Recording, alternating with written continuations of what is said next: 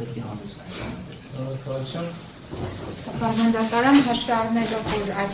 գործը ունի ընդգծված քաղաքական բնույթ, ես ուղղակի անում հայտարարություն առաջին իսկ օրվանից, այսինքն այս գործի,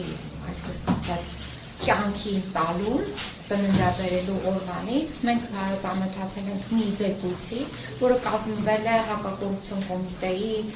օպերատիվ լիազոր ինչ-որ մի անձի կողմից, որի անունն է Անուշաբան Աղաջանյան, եւ այս Անուշաբան Աղաջանյանի այդ զեկույցը չի հիմնվում որևիցե մի փաստական տվյալի իրականապատույցի վրա, որ անհրաժեշտ է պարոն Վարդան Ղուկասյանին նկատմամբ իրականացնել օպերատիվ հետախուզական համալիր միջոցառումներ, եւ դրանից հետո սկսվում է ամբողջ գործընթացը, ամբողջ ոչ իրավաչափ, անօրինական գործընթացը, եւ որի հետևանքով պարոն Ղուկասյանին եւ նրա հետ շփում ունեցող բոլոր անձանց, այդ թվում նաեւ ընտանիքի անդամներին, շուրջ 6 ամիս գաղտնալսում են, դիտում են, ներքին դիտում են անցկացնում, արտաքին դիտում են անցկացնում, եւ այս ամենը չունենալով որևիցե նաեւ հիմքեր,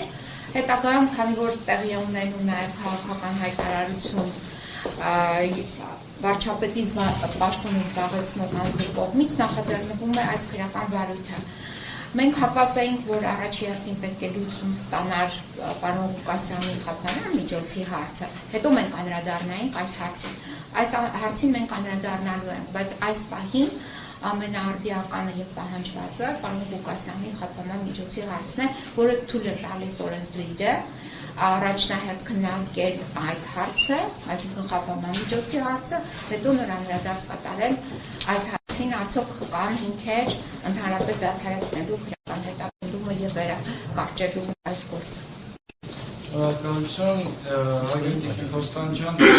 կարող եք դատարան արձանագրում է, որ եթե վարչությունների ծանոթանալուց հետո հնարավորություն չեք ունեցել, այսպես ասած, իրացնել